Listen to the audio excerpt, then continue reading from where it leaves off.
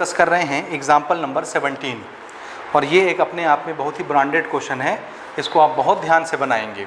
ठीक है, हमारा क्वेश्चन है ए boat goes 30 kilometre up stream, मैं भी आपको बताता हूँ ये क्या है, and 44 kilometre down stream in 10 hours. एक नाव है, एक बोट है जो किसी नदी में तैरती है। नदी अगर ऐसे बह रही है तो जिधर नदी बहती है वो डाउन साइड होता है, तो उसको बोलते हैं डाउन स्ट्रीम। और जिस तरफ से नदी बह करके आ रही है ये वाली डायरेक्शन, ये है अप स्ट्रीम। तो एक नाव 30 किलोमीटर ऊपर चलती है अप स्ट्रीम में और 44 किलोमीटर डाउन स्ट्रीम में चलती है 10 घंटे में। 10 घंटा टोटल टाइम लेती है, 30 किलोमीटर ऊपर चलती है और 44 किलोमीटर नीचे चलती है। टोटल टाइम लगता है 10 hour. In 13 hours it can go 40 kilometre upstream and 55 kilometre downstream. और 13 घंटे में वही बोट 40 किलोमीटर अप स्ट्रीम तक जाती है जिधर से नदी बह के आ रही है और 55 किलोमीटर डाउन स्ट्रीम जिधर नदी बह रही है 13 घंटे में। Determine the speed of stream and that of the boat in still water. ध्यान से सुनिएगा, मैं ध्यान से सुनिएगा, एक बात बता रहा हूँ, नोट करेंगे, ध्यान से सुनेंगे। ठीक, हमारा क्वेश्चन क्या है, देखो, determine the speed of stream. Stream यानी लहर, नदी जो बह रही है उसकी बहाव कितनी है, नदी की लहर की स्पीड कितनी है, स्ट्रीम की। And that of boat in still water. और नाव अगर ठहरे हुए पानी में चले, नदी ना बहे, सिर्फ नाव चले, पानी ठहरा रहे, जैसे तालाब का पानी ठहरा रहता है, नदी का पानी बहता रहता है, तो तालाब के पानी में तालाब का पानी नहीं चलता, सिर्फ नाव चलेगा। तो ठहरे हुए पानी में नाव की स्पीड कितनी होगी। तो क्वेश्चन में हमसे क्या पूछ रहा है, एक तो तुम नदी की स्पीड बताओ कि स्ट्रीम की स्पीड कितनी है, और दूसरी नाव की स्पीड बताओ ठहरे हुए पानी में। लेकिन जब आप इस क्वेश्चन का सॉल्यूशन देखेंगे तो सॉल्यूशन जिस चीज़ का निकाला गया है उसका क्वेश्चन नहीं पूछा गया, जो क्वेश्चन पूछा गया है उसका सॉल्यूशन नहीं दिया हुआ है। तो यहाँ पर जो सॉल्यूशन है वो किसका है, नाव की स्पीड डाउन स्ट्रीम में और अप स्ट्रीम में, नाव की स्पीड, और ये क्वेश्चन नहीं पूछा गया है। इसलिए इसका जो आंसर है ये बुक वाला, ये आंसर गलत है। गलत है, क्यों गलत है, क्योंकि क्वेश्चन उन्होंने दूसरा पूछा और आंसर दूसरा निकाल के दिखाया है। अगर आप इस आंसर को सही मानेंगे तो फिर आप क्वेश्चन करेक्ट करिए। यहाँ पर ये क्वेश्चन नहीं होना चाहिए, determine the speed of stream and that of boat in still water, ये नहीं होगा। क्वेश्चन क्या बनेगा, determine the speed of boat in down stream and up stream. अगर ये क्वेश्चन हो तो फिर ये सॉल्यूशन ठीक है, तो आप सुधार लीजिए। मैं दोनों क्वेश्चन आपको बताता हूँ। पहले मैं लेता हूँ कि जो इन्होंने जो क्वेश्चन पूछा है, determine the speed of stream और speed of boat in still water, उसका आंसर क्या होगा। उसके बाद हम लेते हैं इन्होंने जो सॉल्यूशन दिया है बुक में, उसका क्वेश्चन क्या होगा। तो क्वेश्चन करेक्ट करके फिर हम लोग ये वाला देखेंगे। पहले मैं क्या बता रहा हूँ, जो क्वेश्चन दिया हुआ है क्वेश्चन, उसका आंसर क्या होगा, ये आंसर गलत है बुक वाला। ठीक है, मैं क्वेश्चन का आंसर ले रहा हूँ। तो इसको समझने से पहले थोड़ा सा एक सिचुएशन समझिए आप। ठीक है, एक सिचुएशन समझेंगे। हाँ, ये नदी है सपोज, ऐसे,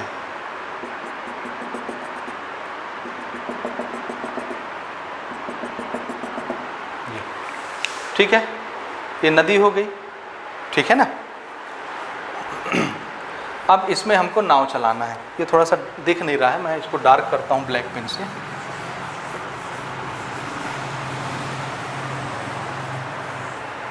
ठीक,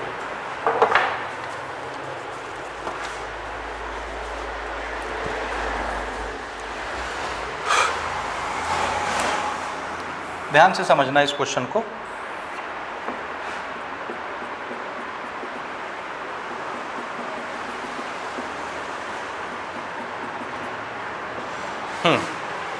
ये क्या है, रिवर।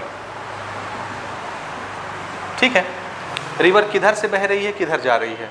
तो मैंने आपको बताया नदी ऐसे बह रही है। हम क्या देख रहे हैं, ऊपर से। मान लो हम हेलीकॉप्टर में हैं या नदी के किनारे हमारा घर है और हम घर के छत पर खड़े हैं, ऊपर वाले माले पर, और वहाँ से नीचे नदी को देख रहे हैं। तो नदी कैसा दिखेगा, आप देखिए, अपने आप को इमेजिन करिए कि आप छत पर खड़े हैं बहुत ऊपर हाइट पे, और वहाँ से नदी को देख रहे हैं और नदी ऐसे बह रही है। ये वो वाला सिचुएशन है, टॉप व्यू हम लोग देख रहे हैं, top view, this is top view. ठीक, तो नदी ऐसे बह रही है, देखो ना, ये मैं एरो का निशान लगा रहा हूँ, ये नदी की बहने की डायरेक्शन है, ठीक है, यहाँ तक समझे, ऐसे बह रही है। जिस तरफ नदी बहती है उस डायरेक्शन को बोलते हैं डाउन स्ट्रीम। तो अगर नदी उधर बह रही है तो ये वाला इलाका क्या कहलाएगा, डाउन स्ट्रीम, और जिधर से नदी बह के आ रही है ये उल्टा डायरेक्शन, इसको बोलते हैं अप स्ट्रीम। ये अप स्ट्रीम है इस डायरेक्शन में, और ये वाली डायरेक्शन कौन सी है, डाउन स्ट्रीम की। जिधर नदी बह रहा है ढलान की तरफ बहता है, डाउन साइड, और ये अप साइड, अप स्ट्रीम। यहाँ तक समझ गए? ओके, ठीक है। अच्छा, अब एक नाव है, नाव, ठीक है। नाव का सिचुएशन समझेंगे आप ना। मैं यहाँ पर बना रहा हूँ एक बोट, यहीं पर हम दोनों सिचुएशन लेने वाले हैं। सपोज ये है हमारा बोट, ये बोट, ठीक है ना। ये कैसे चलता है, पहला सिचुएशन उसको समझना। हमसे क्वेश्चन क्या पूछा है, हमसे क्वेश्चन पूछा है what is the speed of stream and what is the speed of boat in still water. तो हम क्या करते हैं, हमने पहले बताया जो क्वेश्चन पूछेगा वही मान लेंगे, तो हमको मान लेना है। तो हम मान लेते हैं let speed of boat in still water, ठहरे हुए पानी में, be x kilometre per hour, kilometre per hour में मान लेते हैं, ठीक है, क्योंकि टाइम हमको आवर में दिया हुआ है 10 घंटे 10 आवर और 13 आवर, इसलिए हम स्पीड किस में मान रहे हैं, किलोमीटर पर आवर में। तो मान लो अगर ये नदी ना बहे, तालाब जैसे ठहरी रहे, इसका पानी ठहरा रहे और सिर्फ बोट चले इसके ऊपर, नाव चले, तो नाव की स्पीड कितनी होगी ठहरे हुए पानी में, x किलोमीटर पर आवर, नाव की स्पीड इन स्टिल वाटर, ठीक बात। ओके, नाव को यहाँ से हटा दो, सिर्फ पानी है, नदी है, सिर्फ नदी बह रही है, तो नदी स्ट्रीम के बहने की स्पीड कितनी, y किलोमीटर पर आवर मान लेते हैं। Let speed of stream be y kilometre per hour. यहाँ तक उम्मीद है मेरी बात आप समझ गए होंगे, ठीक है। यहाँ मैं आपको दिखा रहा हूँ, देखो ये है स्ट्रीम, ये नदी, नदी की स्पीड कितनी है, स्पीड ऑफ मान लो मैं यहाँ पर रिवर लिख दूँ, रिवर के लिए r लिख देता हूँ, स्पीड ऑफ रिवर कितनी ले रहा हूँ इसको मैं, y किलोमीटर पर आवर। और ये बोट है, बोट की स्पीड ठहरे हुए पानी में कितनी है, स्पीड ऑफ बोट कितनी है, this is x kilometre per hour. Boat की speed x kilometre per hour, और नाव नदी की स्पीड, रिवर की स्पीड, सॉरी उल्टा बोल गया मैं, नहीं ठीक कह रहा हूँ मैं, हाँ, बोट की स्पीड ठहरे हुए पानी में x किलोमीटर पर आवर, ठीक बात। और स्ट्रीम नदी की speed y kilometre per hour. यहाँ तक समझ गए आप? ओके, अब देखिएगा ना, यहाँ तक हो गया। अब केस नंबर 1 देखिए, इसमें एक फॉर्मूला हम लोग यूज़ करेंगे, कौन सा, यहाँ पर हमको टाइम दिया है, यहाँ पर हमको स्पीड दिया हुआ है, हमने मान लिया स्पीड, तो स्पीड और टाइम अगर इन्वॉल्व हुआ तो डिस्टेंस भी इन्वॉल्व हो गया। और एक बड़ा सुंदर सा फॉर्मूला हम लोग यूज़ करेंगे आपके काइनेमेटिक्स का, फिजिक्स का, और वो फॉर्मूला क्या है, डिस्टेंस, यहाँ पर लिखता हूँ छोटा सा, distance is equal to speed into time, ये है। और हमको क्या दिया हुआ है, टाइम, क्वेश्चन में 10 आवर, पहले सिचुएशन में 10 आवर लगता है अप स्ट्रीम और डाउन स्ट्रीम जाने में, दूसरे सिचुएशन में 13 आवर लगता है अप स्ट्रीम और डाउन स्ट्रीम जाने में। तो हमको टाइम दिया है, इसलिए इस फॉर्मूले को मैं किस में अरेंज करूँगा, टाइम में। तो टाइम इज इक्वल टू क्या हो जाएगा, ये स्पीड डिस्टेंस के नीचे आ जाएगा, तो टाइम इज इक्वल टू क्या बनेगा, डिस्टेंस अपॉन स्पीड। ये हम लोग यूज़ करेंगे क्योंकि हमको टाइम दिया हुआ है, टोटल टाइम, ठीक है, ठीक है ना। हाँ, अब थोड़ा सा देखिए ना, एक बार बोट ऐसे जाती है और एक बार बोट ऐसे आती है। मैं नदी थोड़ी सी चौड़ी कर रहा हूँ, मैं दोनों सिचुएशन इसी में बनाने वाला हूँ, दोनों सिचुएशन मैं इसी में बनाऊंगा। ये मैं सिचुएशन नंबर 1 ले रहा हूँ, पहला सिचुएशन, ठीक है ना, फर्स्ट केस, ध्यान से समझना, इसको लिखने की ज़रूरत नहीं है। पहला सिचुएशन हमारा क्या कहता है, क्वेश्चन पढ़ता हूँ मैं। क्वेश्चन कहता है ए boat goes 30 kilometre up stream. ध्यान से सुनना, एक नाव है जो पहले किधर जाता है, अप स्ट्रीम। कितना किलोमीटर, 30 किलोमीटर। ये डिस्टेंस हो गया 30 किलोमीटर, तो हमको डिस्टेंस दिया हुआ है किधर, अप स्ट्रीम। 30 किलोमीटर जाता है बोट ऐसे अप स्ट्रीम, ठीक।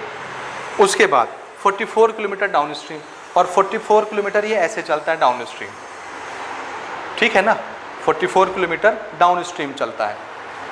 तो उसको टोटल टाइम कितना लगता है, 10 hour. 30 kilometre upstream, 44 kilometre downstream, तो टाइम कितना लगा, 10 आवर। अब थोड़ा सा आप ध्यान से सुनिएगा, अप स्ट्रीम और डाउन स्ट्रीम जाने में स्पीड अलग अलग हो जाएगी बोट की। क्यों अलग अलग हो जाएगी, मैं आपको बताता हूँ। थोड़ा सा धैर्य रख के मेरी बात सुनिए, तो आपको मेरी बात समझ में आ जाएगी, ठीक है, मेरी बात आपको समझ में आ जाएगी। देखिए, मान लो मिसाल के तौर पर नदी ऐसे बह रही है, ठीक है, और मैं बोट को खाली नदी में उतार दूं और बोट का इंजन बंद कर दूं। नाव नहीं चल रही, नाव बंद है, लेकिन नदी तो बह रही है ना। अगर नाव नहीं चलती, नाव का इंजन बंद है और वो नदी के ऊपर रखी हुई है, तो नदी बह रही है। किस स्पीड से बह रही है, नदी की स्पीड कितनी है, वाई। तो क्या नाव खड़ी रहेगी या नदी के साथ साथ वो भी बहने लगेगी? तो आप कहेंगे नदी के साथ साथ बहने लगेगी, तो उस समय बोट की स्पीड कितनी हो जाएगी? तो आंसर है जितनी नदी की स्पीड है उसी स्पीड से बोट भी जा रही है नदी के साथ साथ। तो उस समय अगर बोट स्टार्ट नहीं है तो जो स्पीड नदी की है वही स्पीड बोट की हो जाएगी, ठीक है, यहाँ तक समझ गए आप? यानी वाई किलोमीटर पर आवर की स्पीड से बंद बोट बिना इंजन चालू चला जाएगा नदी के साथ साथ, ठीक बात। दूसरी चीज़, अगर नदी नहीं बहे, ठहरा हुआ पानी है और उसमें मैं बोट उतारूं और बोट को चलाऊं, तो बोट की स्पीड कितनी होगी? नदी की स्पीड तो कुछ भी नहीं है, ज़ीरो है, सिर्फ नाव चल रहा है ठहरे पानी में, और नाव की स्पीड कितनी है ठहरे हुए पानी में? x kilometre per our. तो उस समय जब पानी ठहरा रहेगा और सिर्फ नाव चलेगा, तो नाव की स्पीड कितनी मानेंगे? x kilometre per hour. ये दो सिचुएशन समझ गए आप, ठीक। तीसरा सिचुएशन सुनिए, नदी बह रही है और हमने नाव को उतार दिया नदी के ऊपर। नदी खुद कितनी स्पीड से बहती है? y kilometre per hour. Boat खुद कितने स्पीड से चलता है? x kilometre per hour. अब दोनों बह रहे हैं, नदी भी बह रही है, बोट भी चल रहा है। किधर? जिधर नदी बहती है उसी तरफ जा रहा है बोट। तो बोट की स्पीड कितनी हो जाएगी? क्या अभी भी boat x kilometre per our की स्पीड से चलेगा? वो तो ठहरे हुए पानी में चलता था, ठीक है। बोट बंद हो जाए तो y किलोमीटर पर स्पीड से उसको नदी ले जाती है, लेकिन अभी बोट भी चल रहा है, नदी भी चल रही है। तो इस समय बोट की स्पीड कितनी हो जाएगी डाउन स्ट्रीम जाने में? क्योंकि उधर ढलान है, नाव अपने आप बह रहा है, नदी उसको ले जा रही है। उसके नाव के पास अपनी स्पीड कितनी है? x, और नदी उसको खुद अपनी स्पीड से ले जा रही है, y। तो जब नदी भी बहेगी, बोट भी बहेगा, तो बोट के पास दोनों स्पीड आ जाएगी कि नहीं? अपनी खुद की speed x kilometre per our तो है ही, साथ में नदी भी तो उसको बहा के ले जा रही है y की स्पीड से। तो उस समय नाव के पास स्पीड कितनी होगी डाउन स्ट्रीम जाने में? आंसर है x और y दोनों होगी, तो दोनों हम जोड़ देंगे। तो डाउन स्ट्रीम जाते समय बोट की स्पीड कितनी हो जाएगी? x plus y kilometre per hour. ये मेरा ख्याल है ये आपको समझ में आता होगा। जो एग्जाम्पल मैंने अभी दिया फिर से सुनिए, 1 मिनट में फटाफट रिवाइज करते हैं। ठहरे हुए पानी में अगर नाव चल रहा है तो नाव की सिर्फ स्पीड गिनी जाएगी x किलोमीटर पर आवर, सिर्फ नाव के पास अपनी स्पीड है, ठीक। नदी अगर बहता है, नाव नहीं है, सिर्फ नदी बहता है, तो नदी के पास अपनी स्पीड है y किलोमीटर पर आवर। नदी की अपनी speed y kilometre per hour, नाव की अपनी speed x kilometre per hour. अब हमने बहते हुए नदी में नाव उतार दिया, नाव अगर बंद भी है तो नदी तो उसको ले जाएगी ना अपने बहाव के साथ। तो नदी का बहाव y किलोमीटर पर आवर की स्पीड से चलता है, तो बोट का भी स्पीड कितना हो जाएगा? y kilometre per our. लेकिन अगर हमने बोट का इंजन चालू कर दिया तो बोट की अपनी स्पीड कितनी है? x, और नदी की स्पीड जो बोट को ले जा रही है अपनी स्पीड में y। तो दोनों स्पीड से बोट आगे बढ़ेगा x प्लस y। तो डाउन स्ट्रीम की तरफ अगर नाव जाता है तो नाव की स्पीड कितनी ली जाएगी? x plus y kilometre per hour downstream. तो इसको मैं यहाँ नोट करता हूँ,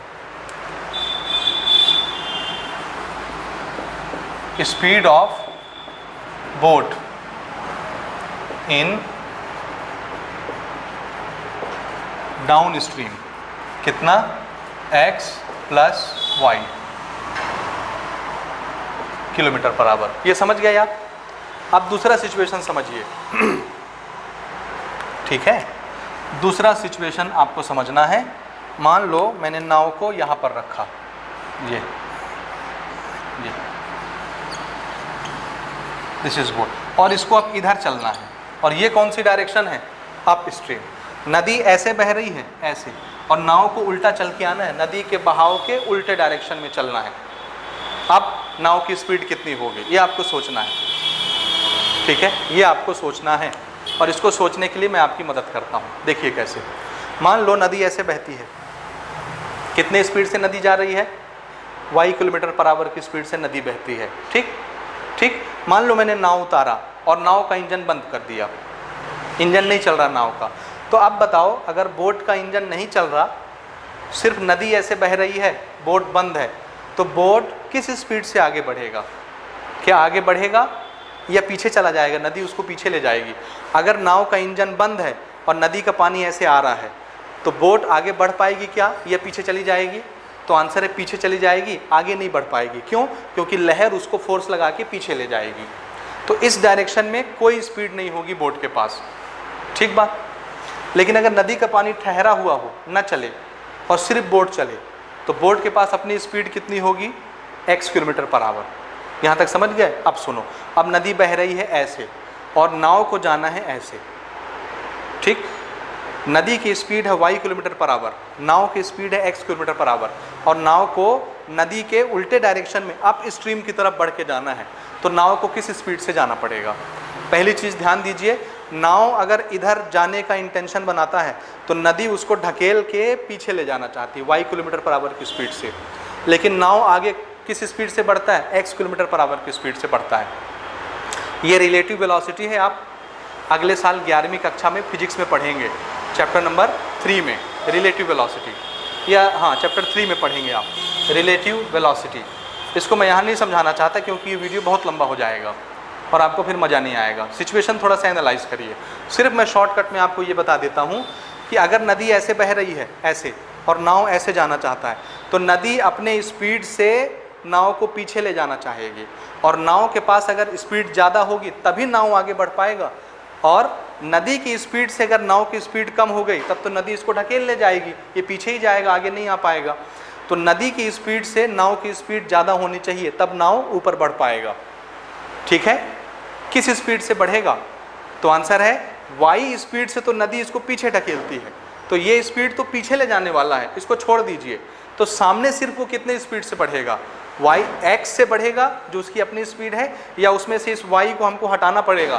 तो आंसर है हटाना पड़ेगा। तो इधर जाने की स्पीड कितनी हो जाएगी? x minus y. थोड़ा सा सोचिए, समझ आ जाएगा। ऊपर जब ये चलता है तो इस समय इसकी स्पीड कितनी हो जाती है? x minus y kilometre per hour upstream के लिए।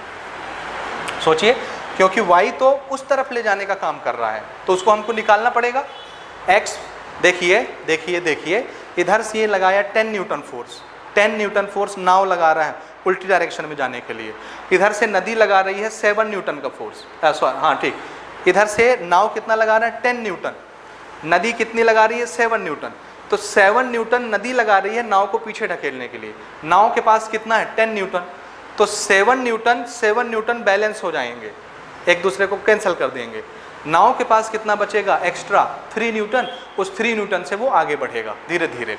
तो हमने क्या किया? 10 में से 7 न्यूटन माइनस कर दिया, तो कितना बचा? 3 न्यूटन। उस 3 से आगे बढ़ेगा। ये था उसके पास 10, 7 से नदी पीछे ढकेलती है, तो 10 माइनस 7 3 न्यूटन। ये रिलेटिव वेलोसिटी है, 3 किलोमीटर पर आवर। इस स्पीड से ये उल्टी डायरेक्शन में बढ़ेगा। समझ में आ गई बात? तो डाउन डायरेक्शन में जाने के लिए स्पीड क्या हो जाएगी? x प्लस वाई, और अप डायरेक्शन में नाव के बढ़ने की स्पीड क्या हो जाएगी? x minus y. इसको नोट करते हैं। Speed of boat in upstream x minus Y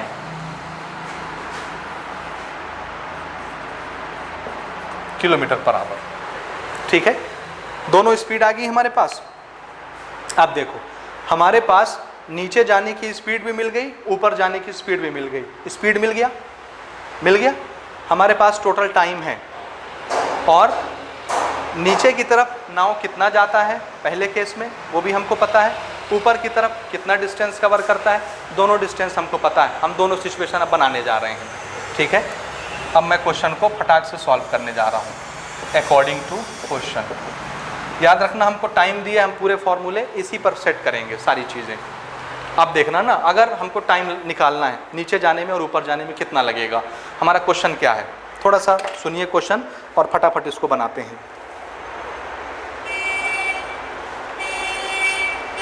देखिए पहला सिचुएशन है, ए boat goes 30 kilometre upstream, ऊपर जाने की स्पीड 30 किलोमीटर अप स्ट्रीम। एक नाव 30 किलोमीटर ऊपर जाता है। 30 किलोमीटर क्या है डिस्टेंस, तो अप स्ट्रीम में कितना डिस्टेंस कवर किया उसने, 30 किलोमीटर।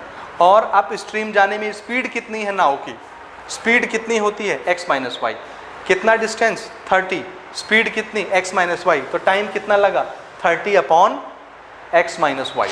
समझ आया अप स्ट्रीम जाने में, अप स्ट्रीम जाने में देखना ना, डिस्टेंस अपॉन स्पीड मैं टाइम में रिलेट कर रहा हूँ ना।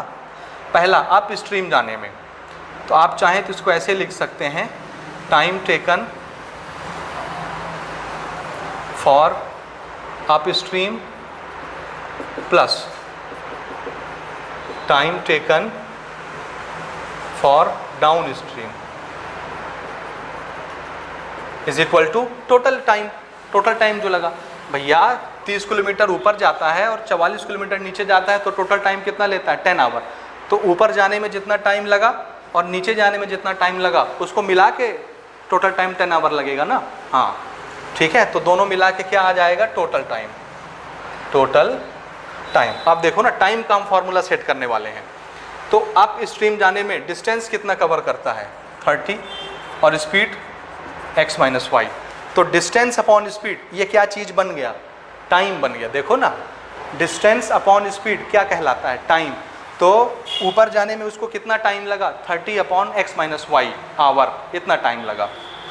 प्लस नीचे जाने में, नीचे कितना किलोमीटर जाता है 44 किलोमीटर डाउन स्ट्रीम की तरफ जाता है, तो डिस्टेंस कितना हो गया 44।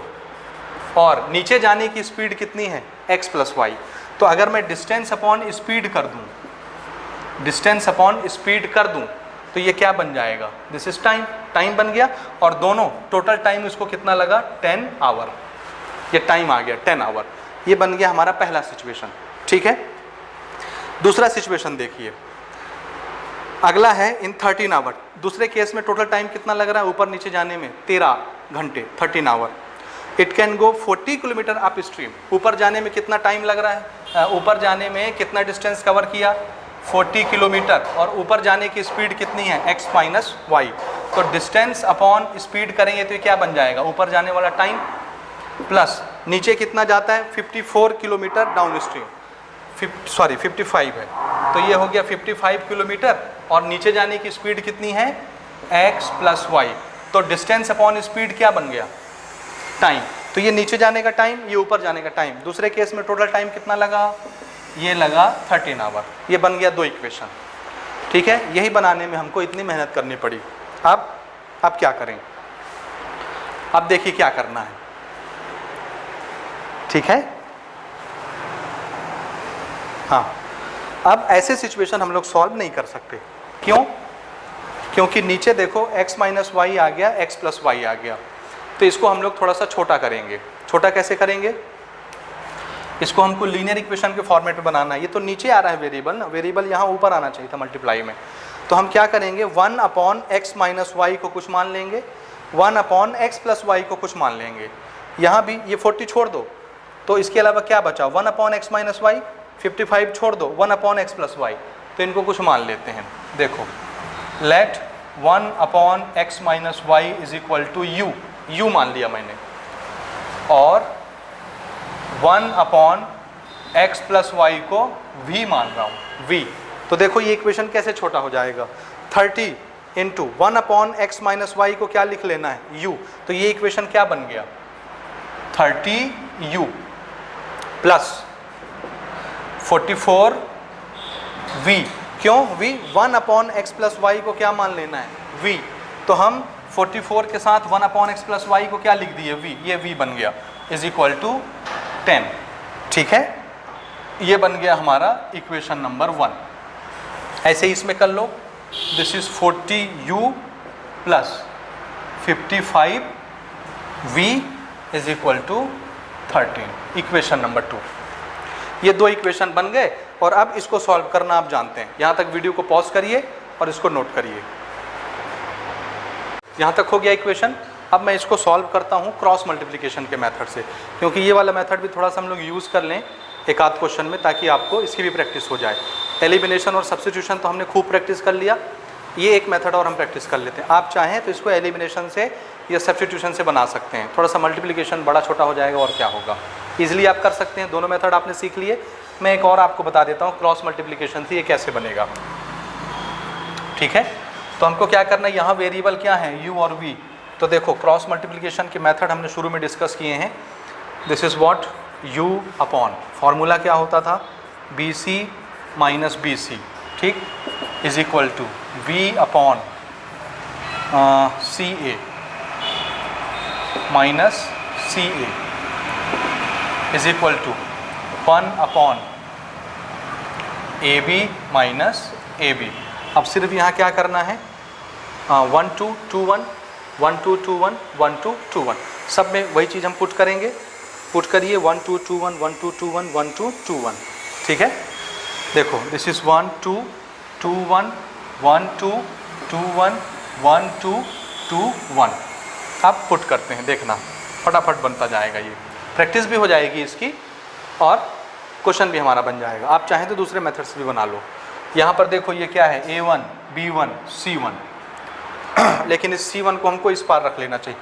अगर मैं ये मेथड लगा रहा हूँ तो मुझे इसको इस पार बुला लेना चाहिए, इसको इस पार बुला लेना चाहिए। तो बुला लेता हूँ मैं, कोई हर्ज नहीं।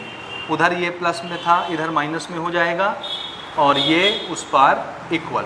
स्टैंडर्ड फॉर्मेट यही है। आप देखिए क्रॉस मल्टीप्लिकेशन वाला मेथड तो आपको समझ में आ जाएगा ये। ठीक है ना, इक्वेशन 1 इक्वेशन 2 ऐसा लिख सकते हैं। उधर जाएगा तो +10, ये उधर जाएगा तो +13, हमने इधर बुला लिया।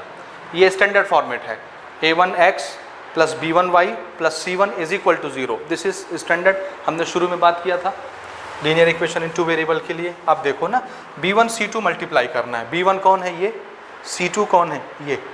मल्टीप्लाई करो साइन के साथ, 44 multiplied by -13, b1 c2 minus b2 c1, this is b2 this is c1, 55 into -10, 55 into -10, ये हो गया equal to v upon c1 a2। हाँ, c1 कौन है? ये। a2 कौन है? ये। 40 मल्टीप्लाइड बाय -10, -10 मल्टीप्लाइड बाय 40, ये minus c2 a1, this is c2 this is a1, -13 multiplied by 30 is equal to 1 upon a1 b2, this is a1 this is b2, 30 multiplied by 55 minus a2 b1 40 multiplied by 44, ये। और इसको आपको solve करना है। ठीक है, ये हम सॉल्व करेंगे। ठीक है, इसको आपको सॉल्व करना है, थोड़ा सा प्रैक्टिस करिए, सॉल्व करके देखिए। इन दोनों का मल्टीप्लिकेशन लिखिए, माइनस इन दोनों का मल्टीप्लिकेशन लिखिए, दोनों को माइनस करिए। मैं स्टेप बचा रहा हूँ, हम इसको सॉल्व करेंगे तो ये हमको कितना मिलेगा नीचे, -22, -22, ये मिल गया हमको -22। ठीक है, ओके। v अपॉन इसको मल्टीप्लाई करो, माइनस इसको मल्टीप्लाई करो, इनको सॉल्व करो। ये आप कर लेंगे, जब आप सॉल्व करेंगे तो हमको मिलेगा -10। ठीक, 1 अपॉन इसको सॉल्व करेंगे तो ये हमको मिलेगा -110। ठीक बात, एक बार चेक कर लो सॉल्व करके इतना आता है कि नहीं, ये आएगा। ठीक है, ओके। अब हमको क्या करना है, ध्यान से सुनिए।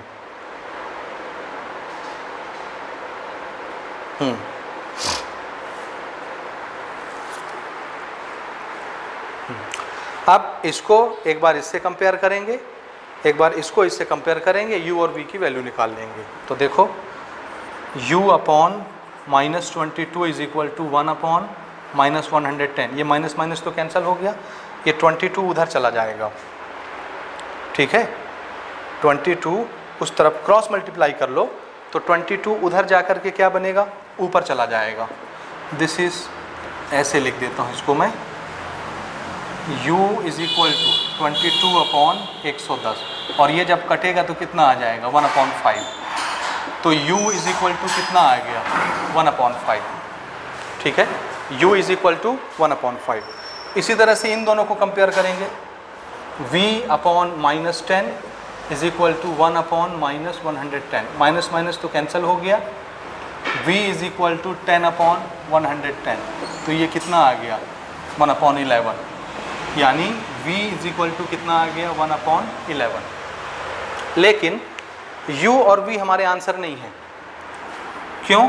क्योंकि हमने वेरिएबल u और v नहीं माना था शुरू में। हमारे आंसर किस में आने चाहिए, x और y में, इसमें आना चाहिए। तो x और y, u और v को x और y में चेंज करना है। कहाँ से चेंज होगा, ये देखो यहाँ से चेंज होगा, u x और y का रिलेशन, v x और y का रिलेशन, यहाँ से ये चेंज हो जाएगा। अब ये कैसे चेंज होगा, यहाँ तक आप इसको नोट करिए और हम इसको बनाना स्टार्ट करते हैं, ठीक है। यहाँ तक हो गया, u और v हमको नहीं चाहिए, इसको हम x और y में चेंज करेंगे, ठीक है। तो ये है रिलेशन u और v x और y का, तो ये मैंने यहाँ लिखा है। अब मेरे पास u और v की वैल्यू आ गई, मैं पुट कर रहा हूँ। देखो 1 upon x minus y is equal to u की वैल्यू कितनी है 1/5, ये हम अलग अलग कर लेते हैं। 1 upon x plus y is equal to v की वैल्यू 1/11, ठीक है। इसको हम ऐसे पलट देते हैं, पलटेंगे तो ये भी पलट जाएगा, तो जब पलटेंगे तो ये क्या बनेगा x minus y is equal to 5। ध्यान से सुनना ना, x plus y is equal to 11, ये है आपका आंसर। कौन सा आंसर, कौन सा आंसर? जो मैंने क्वेश्चन के स्टार्टिंग में आपसे बात की थी कि आपकी बुक में जो क्वेश्चन पूछा है उसका आंसर नहीं लिखा है, लेकिन जिसका जहाँ तक आंसर दिया है वो क्वेश्चन नहीं पूछा है। तो आपके बुक में जहाँ तक सॉल्व किया है, ठीक है, वो ये है, ठीक है। तो क्वेश्चन क्या होना चाहिए, x minus y is equal to 5 और x plus 5 is equal to 11, ये आंसर है। क्या चीज़ है ये, तो थोड़ा सा पहचानिए। What is x minus y, x minus y, x minus y, this is speed of boat towards upstream. Upstream जाते समय उसकी स्पीड कितनी होगी बोट की, तो देख लो x माइनस वाई कितना आया 5, तो ये x माइनस 5 की वैल्यू कितनी हो गई 5, ये बोट की स्पीड हो गई किधर जाने में, अप स्ट्रीम। यहाँ तक आप अपने बुक का आंसर मैच कर लीजिए, this is our first answer book के हिसाब से। और x प्लस वाई क्या है, नीचे डाउन स्ट्रीम में जाने की स्पीड, तो ये कितनी आ गई 11, दिख रहा है ना। 11 की स्पीड से बोट नीचे जाएगा डाउन स्ट्रीम की तरफ और 5 की स्पीड से आगे बढ़ेगा अप स्ट्रीम की तरफ। ये हमारा आंसर हो गया। तो मैं बुक का आंसर पहले यहाँ कोट कर देता हूँ, उसके बाद 2 स्टेप इसको सॉल्व करेंगे तो हमारा आंसर आ जाएगा। और वो आंसर कौन सा होगा जो क्वेश्चन आपकी बुक में पूछा गया है, what is the speed of up stream, sorry what is the speed of stream, नदी की स्पीड कितनी और ठहरे हुए पानी में बोट की स्पीड कितनी, यानी x और y निकल जाएंगे सॉल्व करने से। तो अभी तो मैं इसको यही लिख देता हूँ, this is speed of boat in up stream 5 kilometre per hour, और ये speed of boat in downstream कितना 11 किलोमीटर पर आवर। ये हमारे बुक का आंसर हो गया। अब बुक में क्या किया है, इसके आगे उन्होंने सॉल्व किया नहीं है, हालांकि इसको सॉल्व करना चाहिए। बुक के आगे बुक में यहाँ तक ला करके सॉल्यूशन उन्होंने रोक दिया है, जो क्वेश्चन पूछा है उसका आंसर नहीं निकाला है। तो अब हम एक स्टेप और आगे चलेंगे, ये 2 इक्वेशन हमको मिल गए, इनको हम सॉल्व करेंगे। इक्वेशन 1 और 2 हम उसको दे चुके हैं, तो इसको हम दे देंगे 3 और इसको हम दे देंगे 4, और ये 3 और 4 सॉल्व करेंगे तो हमको x और y मिल जाएगा, जो क्वेश्चन में पूछा गया है वो मिल जाएगा।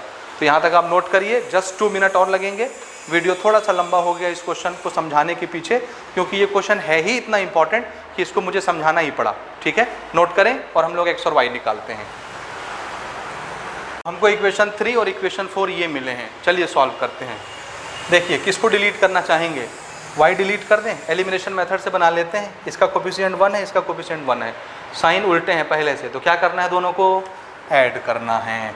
हमने दोनों को ऐड कर दिया, साइन नहीं बदलेंगे, ये प्लस में 1x + 1x 2x, ये तो कैंसिल हो गया, इज इक्वल टू 11 और 5 16, तो x इज इक्वल टू 16/2 कितना आया 8, तो x की वैल्यू कितनी हो गई 8 हो गई।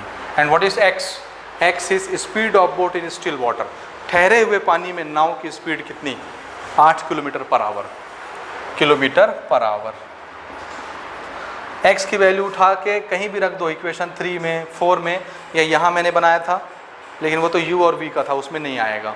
ठीक, कोई बात नहीं, यहीं इन दोनों में रख दो, एक आ जाएगा। तो मैं क्या करता हूँ, मैं इक्वेशन 4 में रख देता हूँ, put value of x in equation number 4। तो x की जगह मैं रख रहा हूँ 8 प्लस y मुझे निकालना है 11, तो y इज इक्वल टू 11 - 8 कितना होता है, 3 होता है शायद, तो y की वैल्यू कितनी हो गई है 3। और y क्या है, स्पीड ऑफ स्ट्रीम 3 km/h, नदी की स्पीड km/h। तो हमारा जो क्वेश्चन था उसके आंसर ये हैं x और y।